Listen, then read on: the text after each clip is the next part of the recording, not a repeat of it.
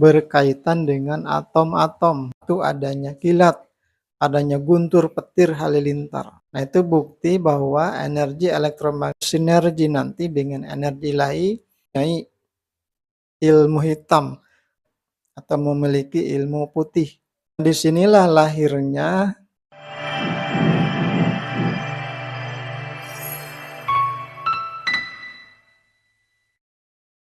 saudara sekalian yang saya cintai dimanapun berada. Salam untuk semuanya. Sampurasun, rahayu, rahayu, rahayu. Alhamdulillah kita berjumpa lagi. Alhamdulillah kita bersyukur bahwa kita semua selalu berada di dalam kasih sayang Allah. Kita semua selalu berada di dalam kasih sayang Tuhan. Selanjutnya untuk tema bahasan sekarang ini, untuk obrolan kita sekarang ini, kita masih berbicara dunia metafisika.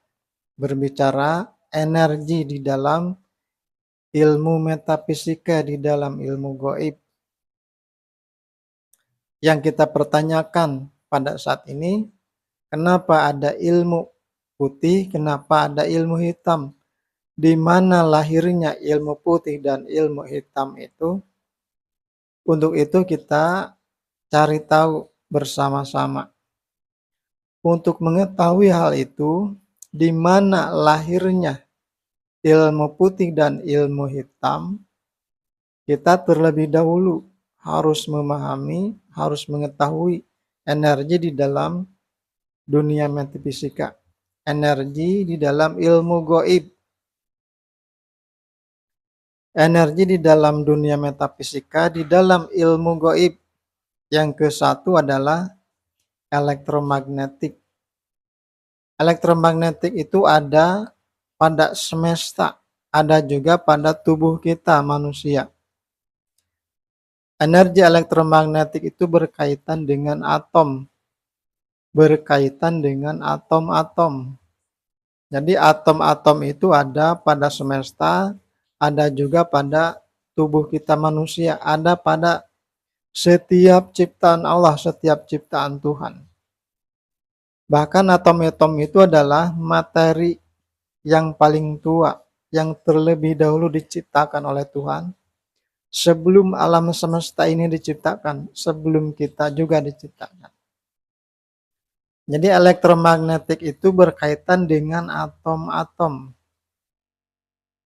Elektromagnetik itu, adanya elektromagnetik itu, yang dimaksud, adanya energi elektromagnetik itu pada alam semesta.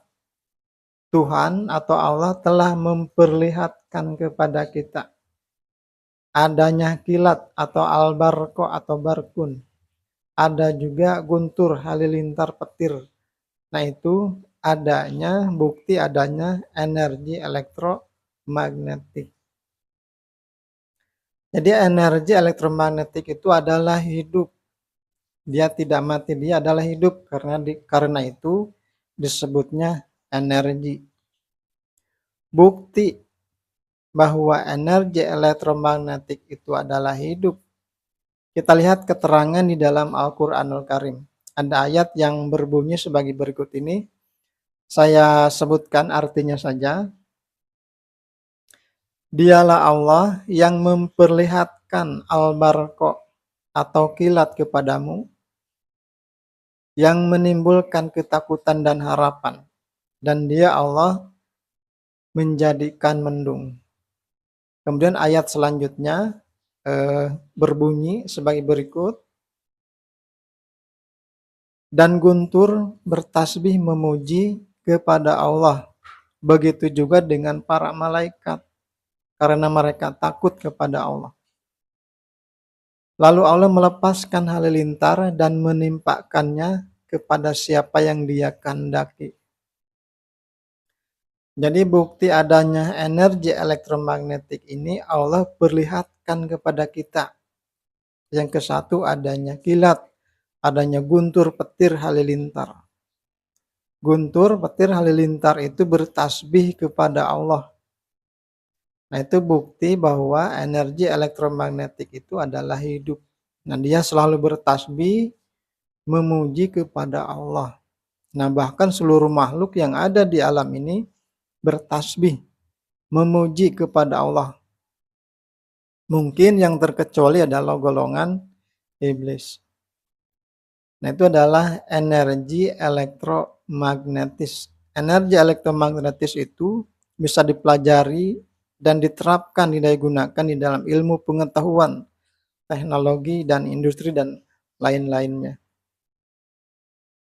Selanjutnya, energi di dalam dunia metafisika, di dalam dunia goib, di dalam ilmu goib. Yang kedua adalah energi ilahi atau zat ilahi atau arruh atau disebut juga dengan angin yang halus.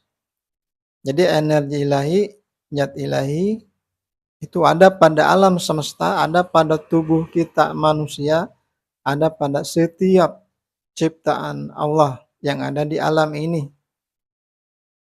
Jadi energi ilahi atau napas halus atau arruh itu adalah energi, dia adalah kesadaran, dia adalah energi, dan seterusnya.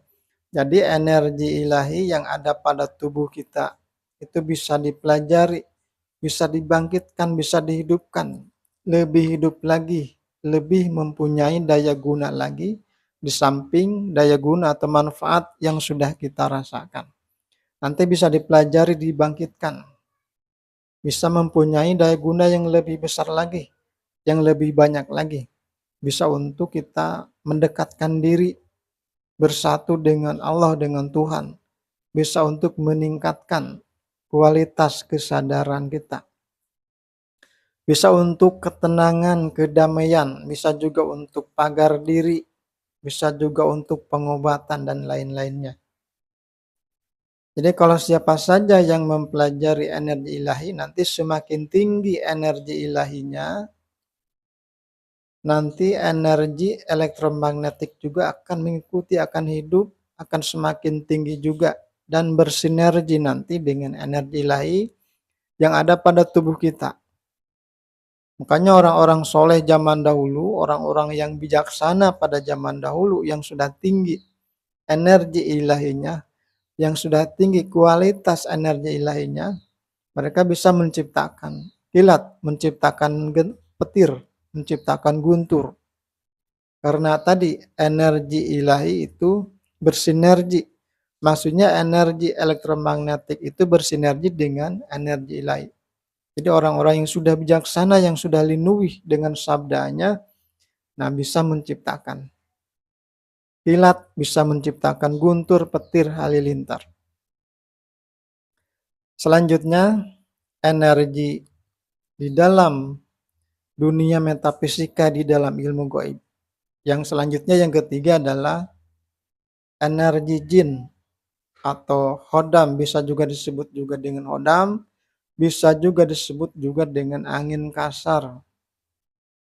Jadi jin itu ada pada alam semesta, ada juga pada tubuh kita manusia. Setiap tubuh kita manusia ada jin, paling tidak adalah jin korin.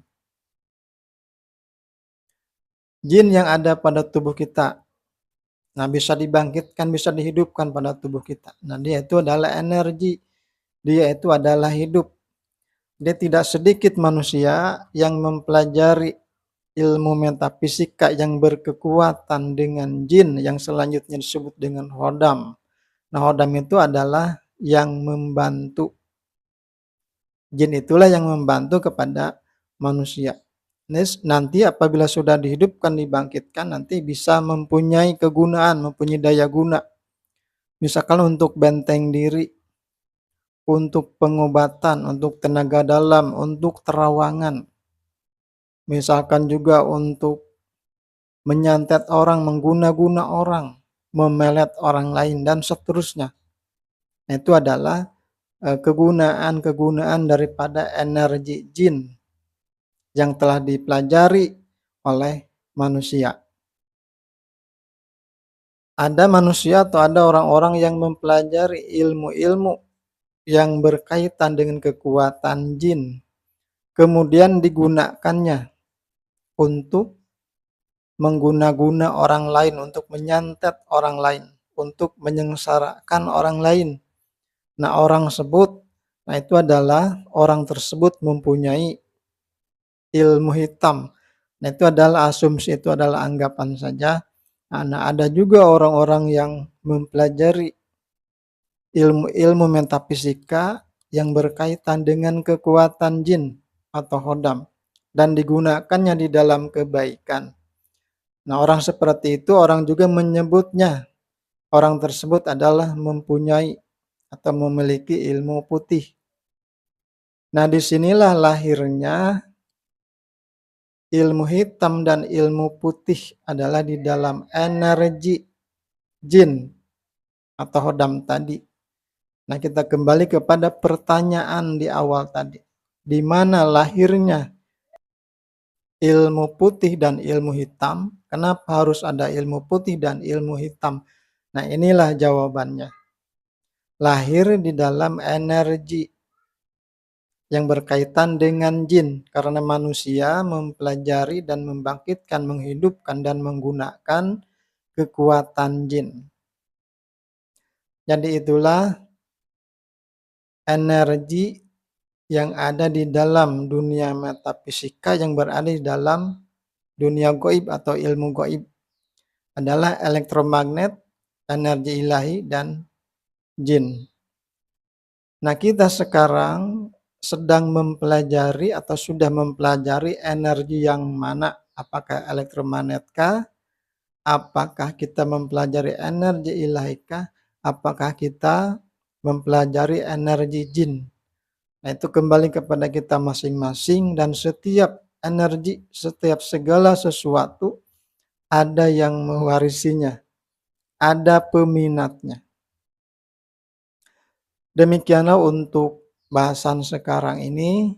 Apabila ada kekeliruan, apabila ada salah kata, mohon dimaklumi. Dan semoga saja obrolan kita sekarang ini ada manfaatnya, dan insya Allah kita berjumpa kembali di dalam obrolan yang berikutnya, dan salam untuk kita semua.